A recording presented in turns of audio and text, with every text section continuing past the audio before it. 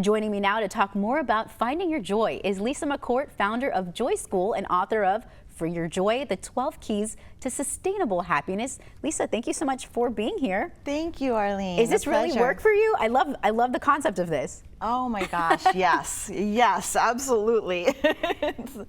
You love what you do. I love what I do. It's once that veil has been pulled back and you see these principles and tools that hardly anyone is aware of, it just becomes such a passion. I can't imagine doing anything else remotely meaningful with my life other than just joining the team of helping to spread word about these ideas and practices. I love it. Speaking of awakening, we just heard from Sonia, who is one of your students. Tell us about her. And your experience with her. Sonia is so lovely. She's been in Joy School for a very long time. She was part of an in-person group that we used to have. It's all online now, and she's a valued member of the online community. But just growing together, and that's what we do. We're such a supportive, loving community. I know Rob talked about the importance of that, and there are people in the group who say, you know, I have golf buddies, I have bridge partners, I have family, but I need to come here to feel truly seen and attuned to and gotten, and that's what it provides for one another, and so it just becomes a really beautiful place to counterbalance a lot of what goes on outside of Joy School.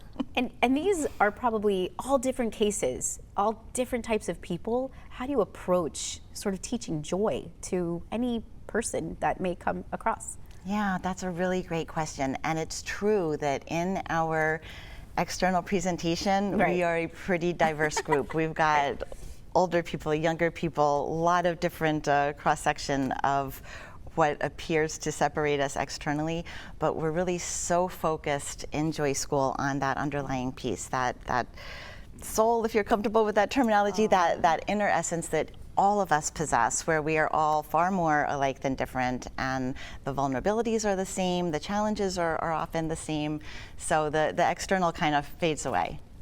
Well, people might say, Lisa, you couldn't have always been this joyful and this happy. You know, were you always a joyful person? No, no, they would be right. They would be very, very right about that.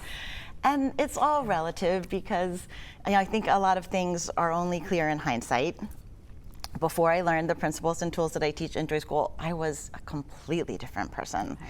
And I was very, very good at inauthentic happiness. I knew how to wear the smile and make sure everything looked pretty on the surface, because part of my early indoctrination is that I need to be pleasing to those around me. It was felt like a matter of survival for me to be pleasing, and that meant put on a happy face and play the role that you're prescribed, and don't complain about anything, and don't stand up for yourself or ask for your needs to be met. And that was very strong conditioning that I had to overcome, you know, much later in life. So I think I didn't know that I wasn't happy, because it becomes the water you swim in, right? We don't know until we know. So I really didn't discover what joy was until I learned to drop all those masks. Wow. And is there a difference between joy and happiness? Yes. Yes? Yes, there's a difference. In Joy School, we define joy as a freedom feeling, and it's a rightness in your own skin. It's a rightness to feel the whole spectrum of natural, beautiful human emotions that we're here to experience, right? Because we've been conditioned that we have these emotions that we want to feel that are good and desirable, and we have this whole pile of other emotions that are undesirable. We want to try to avoid them. They're unattractive, you know, so we spend so much effort and energy trying to stay over here and not be here. And really, when you're okay with the full spectrum of human emotion, there is an undercurrent of joy in all of them. You could feel sadness or grief and recognize that there's a poignancy and a depth and compassion that you couldn't have reached any other way than through that grief or sadness. You can feel anger and feel a rightness and a strengthening of your boundaries and a strengthening in your ability to defend those around you, through anger.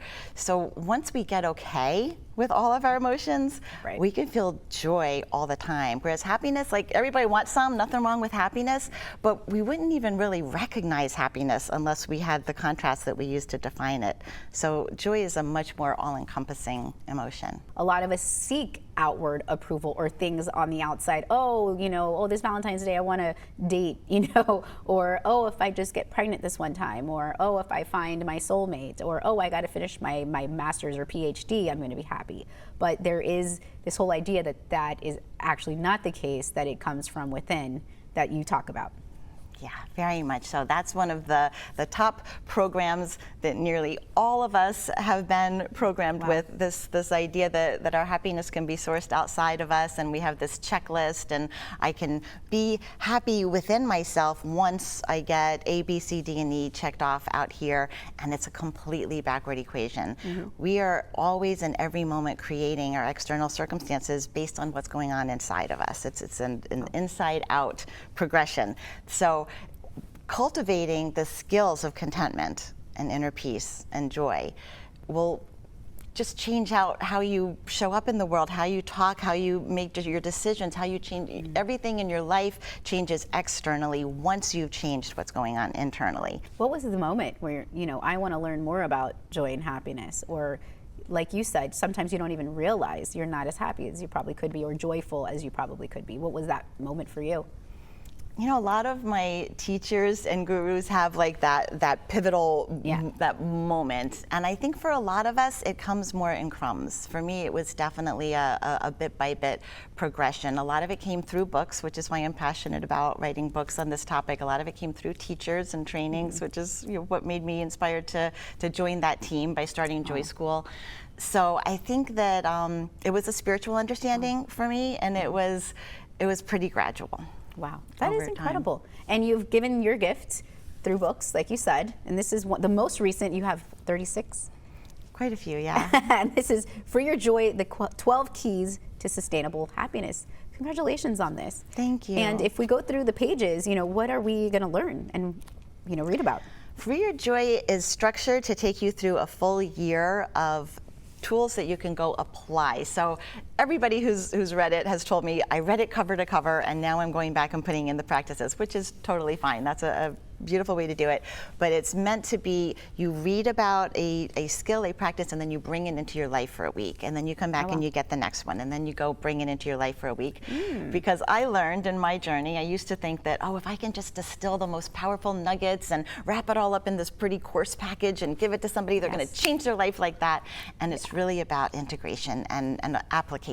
And that's where the Joy School comes in as well, because seeing how other people are applying the principles, seeing the examples that they come with, sometimes that can help our understanding even more than trying to put it into place in our own life. So the book is structured to be done over a year. Okay, so just give it some time, little by little. I love that. And there is an exercise that you call Escape the Maya, or maybe it's not what you call, but it's a practice and an exercise you teach. Yeah, so Maya is a term that one of my friends and a frequent Joy School guest teacher, Miguel Ruiz Jr., talks about a lot. And it's just this idea that we've all bought into, that happiness is out there. And anyone who's ever gotten what they wanted knows that lasts how long? A hot minute, and then you want something else. It's always going to be morphing and changing, because the only reason we want these things is that we believe that they will bring us happiness. Absolutely. And until we've learned the skill of happiness, nothing is really going to be able to do that. So this is the Maya that Miguel talks about. And there are so many practices, but one of the most simple, quick ones that we could do for your— I'm ready for another one. For your viewers. Are you ready? Yeah, let's okay, do this is cool. Let's do this together. Okay. So you want to raise your hand. Okay. Back outside your field of vision. So you can't see your hand. This is an Eckhart Tolle tool that I've taught for like 20 years. No, you're good. That's fine. Just so you can't see it. No, I can't see it. Yeah. So without looking at your hand. Okay. Without moving your hand. Okay. Can you know that your hand is there? Yes. How? Because I'm raising it. Can you feel anything inside your hand? I don't know the answer to this question. Yeah, no, it's okay. If you're directing all of your attention there, and normally we wouldn't be on TV doing it, we'd be like in a very quiet, introspective place. And just by directing your attention into the experience of your right hand, you'll feel like a little tingling, almost like a mild version of when someone says like a body part falls asleep, right? It's almost like that. Right. So that's going on all the time. And you can put your hand down now, but once you've tuned into it, like maybe you can feel it in your thighs, or your feet, or Yeah, the top of it's your there. scalp, right? Yeah. So Very this is interesting. always going on. We Yeah. don't recognize it typically, but this is what's been called prana, chi. It's your life force. It's called Wow. soul in some traditions. I love and that. and just putting all our attention there, it requires some concentration, and that for that moment pulls you out of the Maya. It's similar to the exercise that my beautiful Right. friend Rob expressed with the Aw. micro meditations. Yeah, Anything right.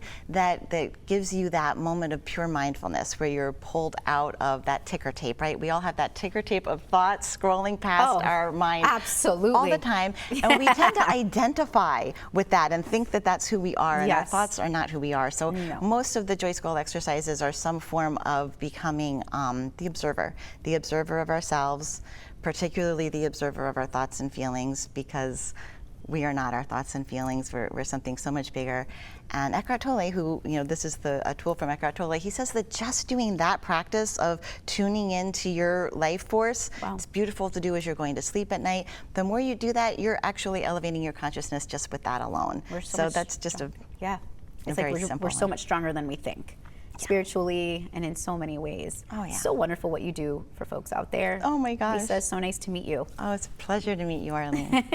All right, well, for more ways to find your joy, follow us on Facebook at Your South FL. I'm Arlene Bornstein. Thanks for watching.